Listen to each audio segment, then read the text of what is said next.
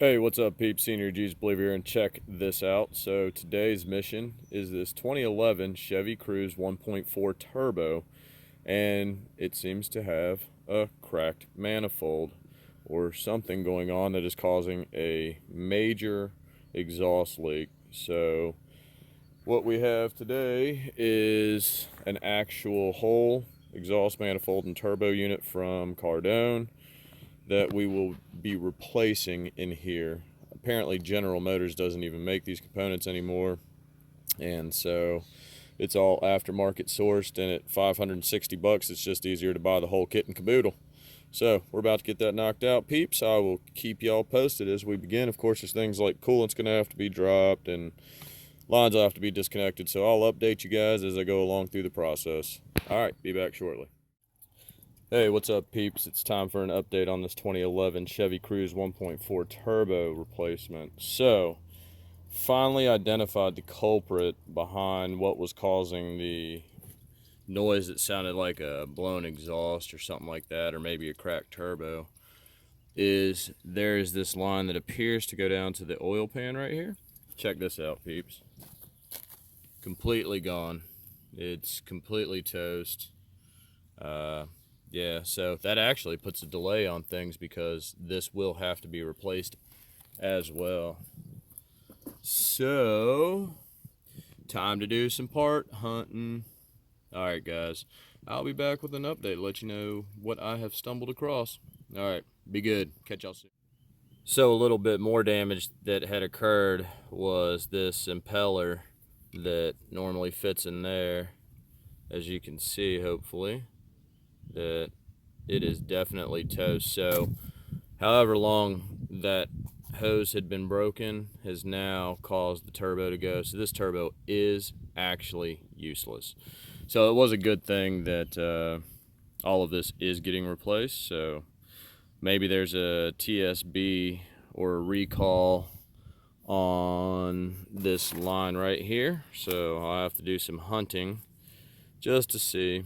But definitely got to get that replaced before I can continue on with this project, unfortunately. Alright, guys, so I'm back on this 2011 Chevy Cruze 1.4 Turbo LTZ. So that oil tube that goes in there was a royal pain in the hide. And I'm not even 100% convinced that there's not still some small bits of plastic in there. I've tried to dig it out as best as possible. So what happens is, first of all, this fries. Completely, absolutely melts. Absolutely terrible design on General Motors' behalf, or whoever engineered this particular engine. And then when you go and remove it, it breaks. It is going to break. It's fragile. It had this one O-ring. Looks like they may have updated that design right there with two O-rings. So I've got the tube. Got to get it back all together now. So I'll be back to show you guys the progress here directly. Alright, peace. Okay, everyone, so I'm back on this 2011 Cruze 1.4 Turbo, and this little portion is simply about the three components you'll want to ensure you have to replace when you're doing this job, as far as replacing the turbo and exhaust manifold combo from Cardone. These are dealer only parts. You're going to need the oil feed line that goes down there, goes behind the exhaust manifold and plugs into the top of the turbo. You're also going to want the oil outlet down there, and ensure you've got an exhaust clamp, because chances are when you're going to do this job, of course, that little thin portion that allows the flexy in these things, bada bing, bada boom, breaks every time. I guarantee it. So I'm gonna get back to it. We got all the components now. Okay, real quick tip, just ensure that you install these, remove these from the cooling lines that are these two right there. Now I did have to use a pair of channel locks to grip them on the outer edge there, and then wiggle them and break them off there, but you do need to ensure that you replace these to ensure you don't have any leaks with this system, because that is one of the most challenging areas on this vehicle to get to, because these are on the back side and there's just no room. So important, get those replaced. And of course, there'll be one for the oil tube. Now this one is just going back on temporarily. There is another one on order, so just waiting on that to come in. So getting back to it, just swapping over components before I install this thing. All right, I'll be back shortly. Okay guys, here's the skinny real quick. So when you are installing this, that oil outlet tube that goes on the bottom down to the block, definitely install that to the lower portion of the turbo. If you get the Cardone kit that has the exhaust manifold included as one piece, just separate that from the turbo as well. That way you can get these two cooling lines screwed in effectively, because otherwise there's absolutely no way to get behind that exhaust manifold due to the tight conditions there. So just a heads up, be prepared to separate that from the turbo. That way when you install those two lines, it'll be much easier. And plus you'll also be able to see a good fitting down here where that oil outlet tube is. All right, I'll be back directly. Well, what is happening, peeps? It is about noon o'clock here up in Virginia, and so grateful to get in a little bike ride before getting to finish up this project, this 2011 Chevy Cruze 1.4 turbo that had the turbo go bad on it due to a component that is a fail point on these vehicles. And when I had picked up the part yesterday, which is an oil outlet tube at the bottom here underneath the turbo, it goes down into the oil pan or the block or whatever. But yeah, so that shagged out, and now here we are replacing this whole unit. So next on the agenda is to prime the turbo and then get some fresh oil in there and put on a couple more bits and pieces, and add some coolant as well. So that's that for the moment. I shall return shortly. Just a quick tip on this one. So this is the lower bolt that you'll have to loosen that mounts the catalytic converter. You will have to loosen this bolt. You don't necessarily have to take it all the way out. I was able to finagle everything with just loosening the bolt maybe a little over halfway here, and that allowed enough shift due to the flex pipe right here to get the cat out of the way. However, when you go to tighten this back down, because of, for whatever reason, there is this retarded nut here. I don't even know, don't even understand it. It's not even intelligent whatsoever. But what you can do if you're having a hard time getting this to tighten down, because this likes to spin on you, just take a pair of vice grips and bada bing bada boom, you're back in business, peeps. So all right, moving on, just about finished. I'll be back directly. Hey, what's up, peeps? So we are back on this 2011 Chevy Cruze 1.4 turbo, and everything is installed. Added some oil with the syringe down in there.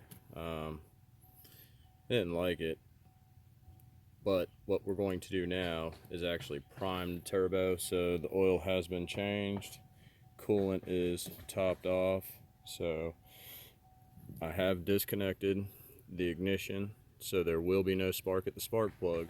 Because all we're simply trying to do is get oil to circulate through this tube and down into the turbo. So let's do the thing, peeps.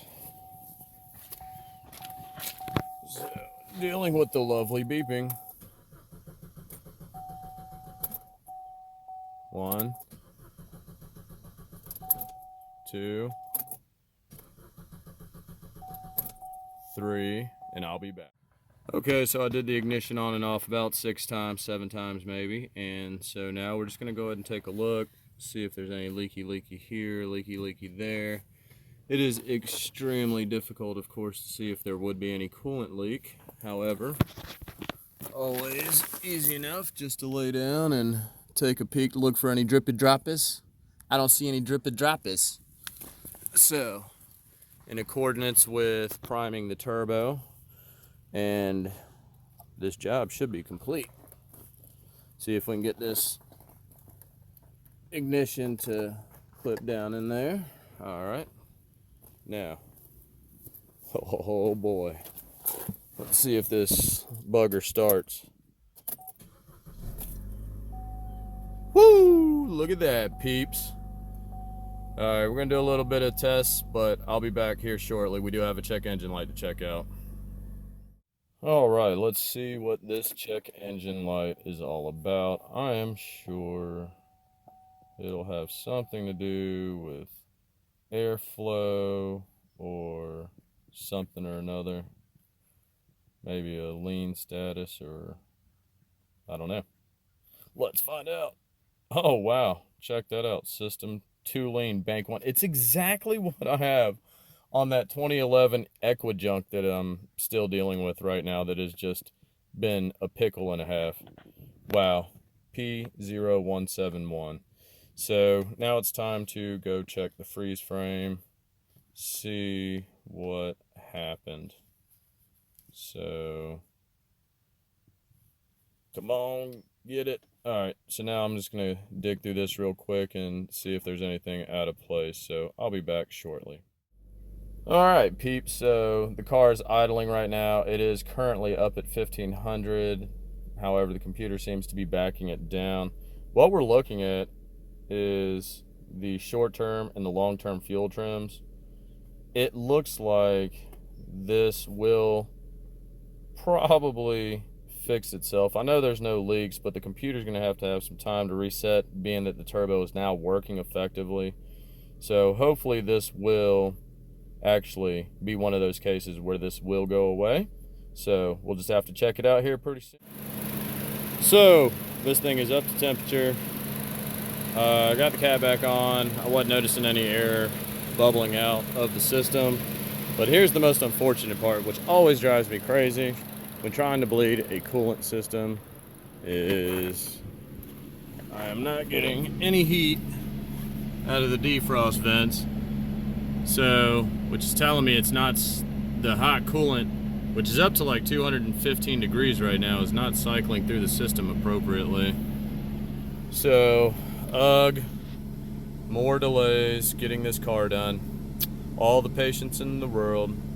All glory to Jesus Christ, my Lord and Savior. I'll let y'all know when this thing is officially complete. Hopefully real soon. All right, catch y'all direct. So imagine that. I barely bumped the throttle, and I guess the thermostat decided to kick open, because that defrost is scorching hot right now. And I mean, burn your hands hot. So, folks, temperature gauge is not moving. Everything looks good. It was up at 215, went down to 205. Of course, thermostat closed. It's kind of climbing back up again. But I think we're in great shape on this one, so I am going to call this one complete. All right, peeps, so there's the final component installed right there. That oil feed line goes from there over to there. So it's an updated design. It's got the heat shield, heat wrap around it and everything. So that is an advisable part to replace, regardless if you even remotely have to do a turbo at this time. Still get that part, replace it. It is GM only. You can order it online. I think I found that one for around $36 or so. So this one's all set. It just needs to have the heat shield put back on, and it is complete. I hope y'all are doing well. Hope you're taking your skills, using them for good, and to help family, friends, neighbors, strangers solve their problems. More importantly, go find your walk with Jesus, because he'll use you in ways you never could imagine. And don't forget, peeps, if your vehicle is equipped with it and has an oil life monitoring system, to reset these, so that way you don't forget that you have changed your oil. So bada bing, bada bam. There you go. All done.